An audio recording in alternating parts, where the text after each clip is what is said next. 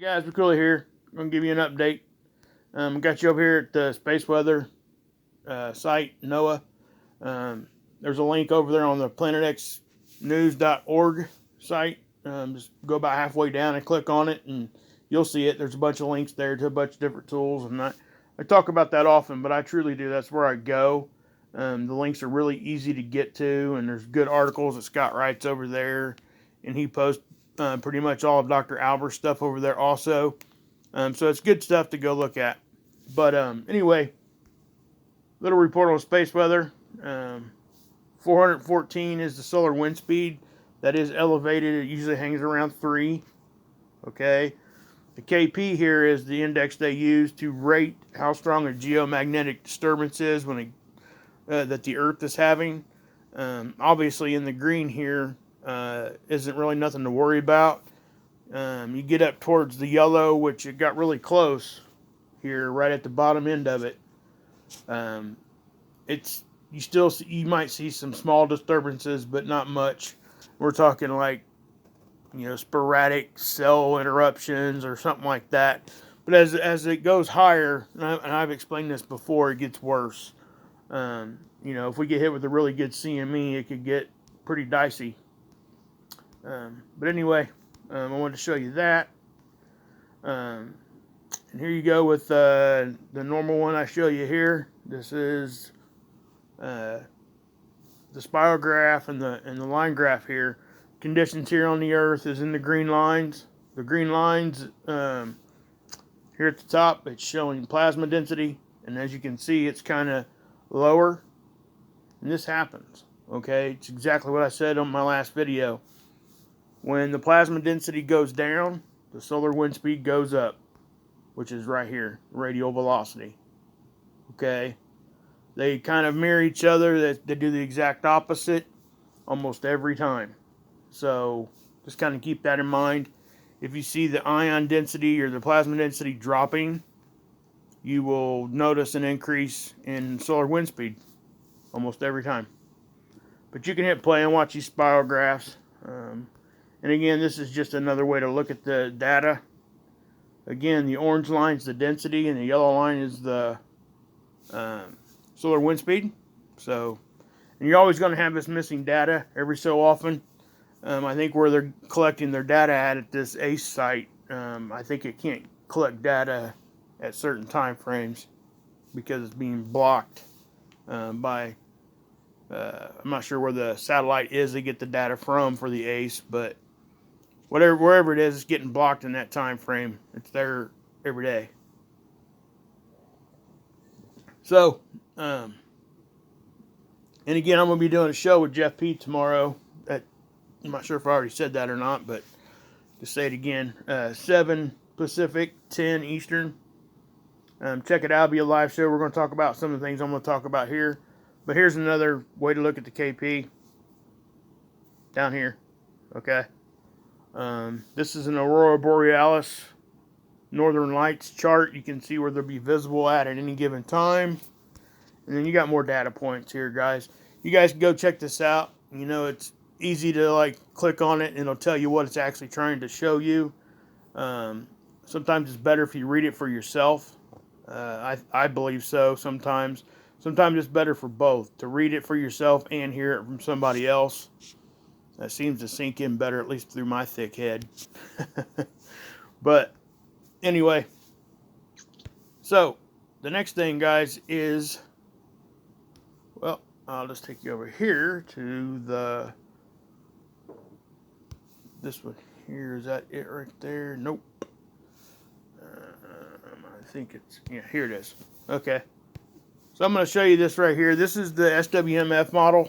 This is yesterday. I was going to show you guys this yesterday, but my video ran long anyway, so I just kind of cut it off here. But there was some interesting stuff. We had the increase in the solar winds, and it was caused by a coronal hole that was Earth-facing. Plus, there was some sort of magnetic barrier that we crossed, and that kind of caused a jolt in what's going on here, and it's still happening.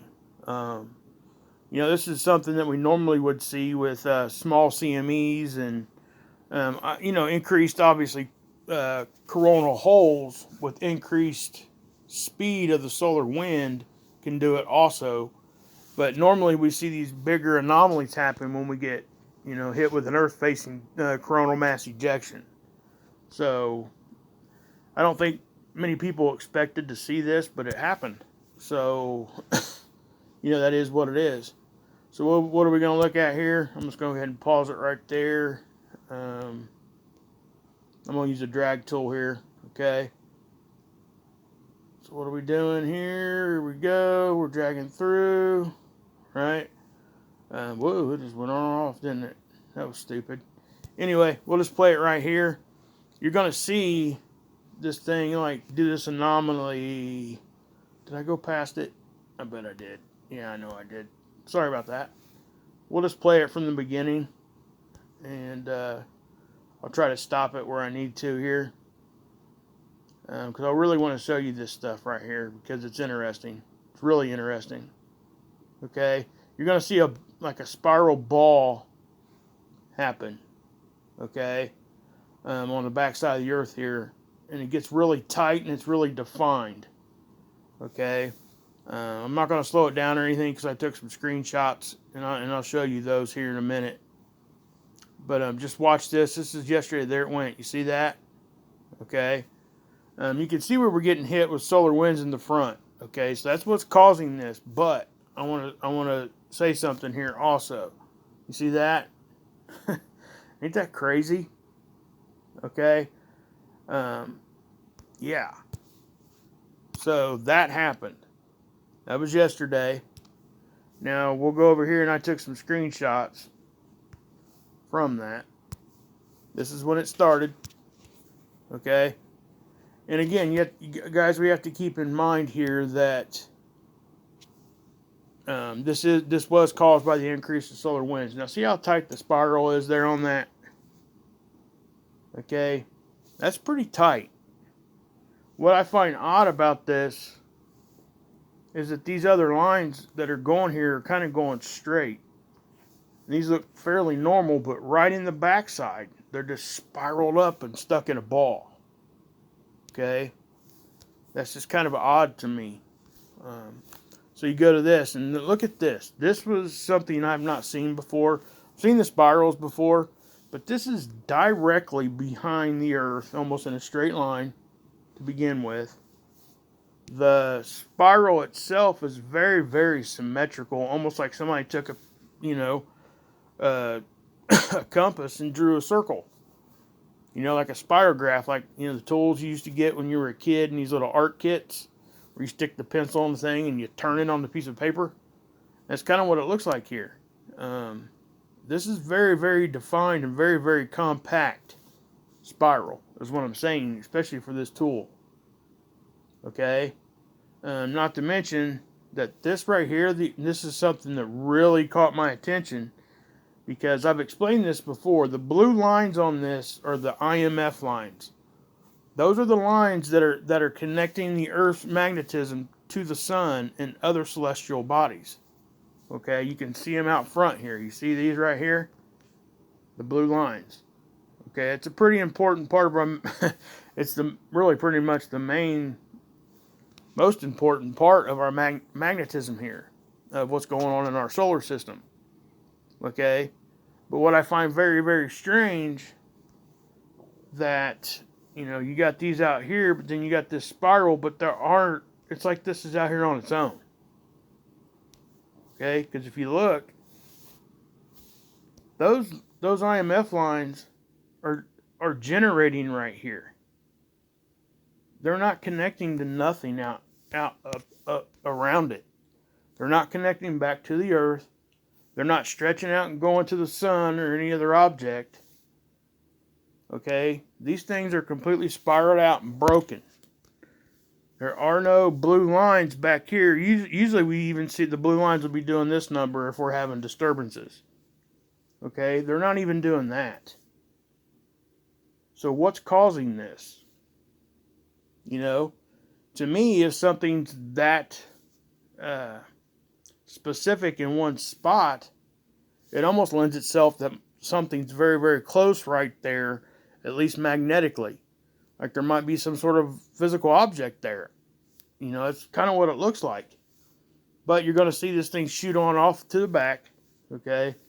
Here it is again. This is another one, guys, that really just blew my mind. We've seen these eye-looking things before. Okay, I did a video very early on in my channel. Matter of fact, I think I called it like the Eye of Ra or the All-Seeing Eye or something. I was kind of piggybacking off of a show that Steve had done over on WSO with Catfish and Maverick, and they were talking about this. Okay, now what I'm trying to tell you guys here is these lines are not going out to nothing. They're right here. They're staying centralized. They're not stretching out to anything. Now you do see, and I did see this. I'm gonna point this out. You do see like one of them kind of doing right here. Now, like right in here. I'll back that off here. And I'll zoom in. You see how it stops? Kind of right here. That's the pole line coming off of the Earth. That's our magnetic pole lines from the Earth. They go, and you can see how they stretch to our poles. See how they're all feeding into the poles of the Earth magnetically? They're not coming in here straight and from the back. Okay? So why is this out here standing on its own? That's my question. And in such a precise way. Okay? So what's happening here? You know? I don't know. That's just something I've observed, and I just wanted to bring it to you guys. Now, I showed you guys this yesterday. This was by Skip in Tucson, and I was talking about a whole lot of things here about the shadow, or the so-called shadow here going on, maybe the glitch in the matrix, or whatever your theory is, whatever your flavor here is. And me and Jeff are going to talk about this more during our live show tomorrow. So I just wanted to kind of bring this to you, but what I want to draw your attention to, and I touched on this briefly, how this is misshapen right here. Okay, now again, you know, I just thought, well, maybe that's just one anomaly, and it was strange that it happened right here where these things kind of fed into this middle spot, the chum trails. Okay, it's almost like whatever was making these chum trails stopped right there and went up. Not north, south, east, or west, but higher in elevation than left. Okay? And that's right here where that spot is that the sun is misshapen, or the sun simulator. Okay? Again, Tucson, Arizona. Just seen one picture like that, right? Well, here's that same picture. And you can see, and I drew the shape out here to the right. Alright? Now this one. Different pic, different day, different city. Okay, look, it's the same shape. This is just turned about 90 degrees. What's causing that? What's causing that? What's causing the sun to make that shape? This is my question.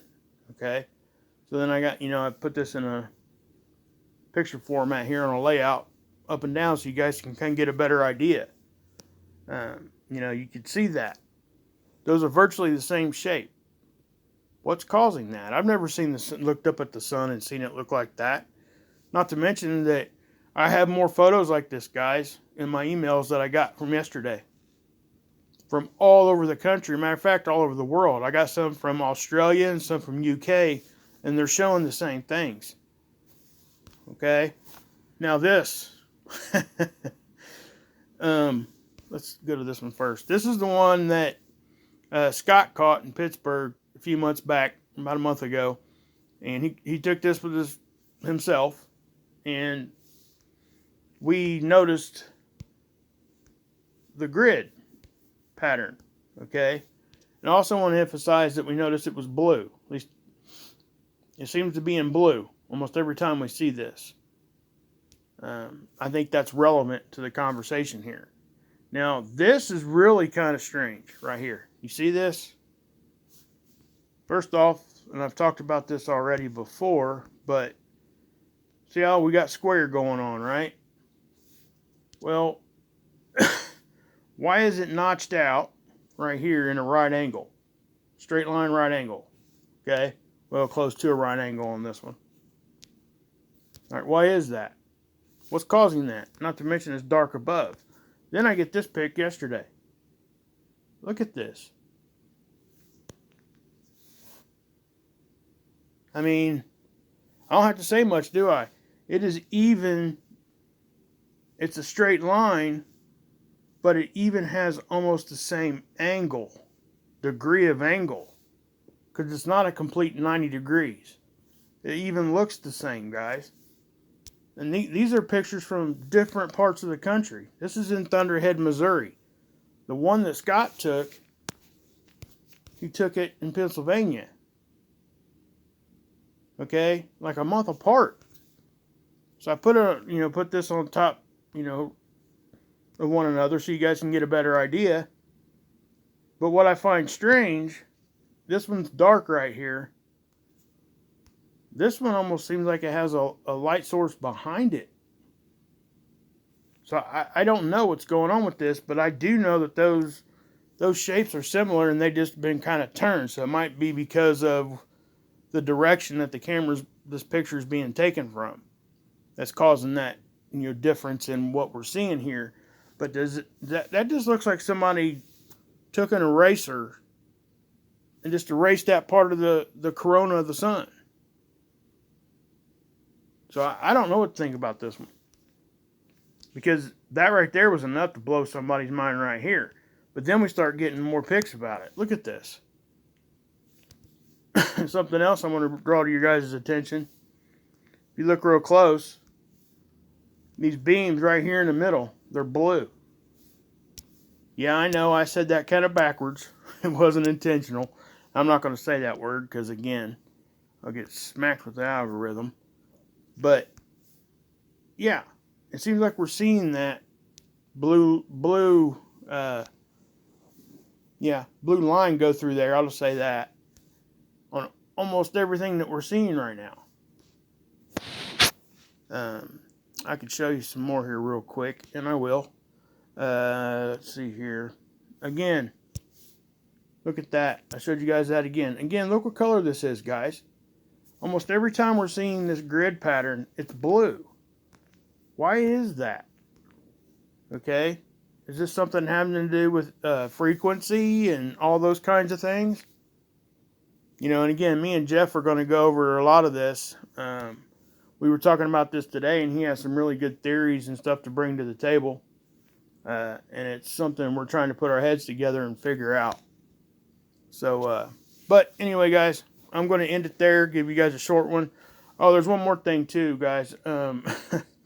I've never seen anything like this before. Okay, what am I talking about here? This is a video, and I'll show you guys this tomorrow during the live show. I'll leave a link to Jeff's channel. It's Nibiru Watcher. If you just type in Jeff P, you'll find his channel. But I'll leave a link to his channel, so you guys need to go over and sub if you're not. I mean, he is basically the groundbreaking one for the sun simulation information. Okay? If you guys want to know anything about that, go watch his videos because he's done in-depth stuff with it. Look at these. These refractions or lens flares, whatever you want to call them. They're completely square. I've never seen that. I've seen triangles, I've seen rectangles, I've seen hexagons. I've never ever seen a square. Now, why am I even mentioning that? Where's that?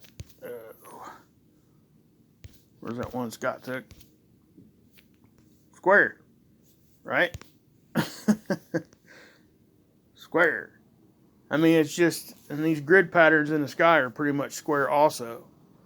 So what's going on with this? This is something new that we haven't seen before, at least on this mass scale. So if anybody's got pics like that, please send them to my email. I do look at them. And again, here's that grid thing again. This is from a satellite. Why is it only showing up on the blue one? Again, blue. So, we're going to talk about this some more tomorrow. But yeah, please, guys, go over and check it out on Jeff's channel at 7 Pacific, 10 Eastern. Look forward to see you guys over there, and God bless. Yeshua saves, and you can drink this Kool-Aid.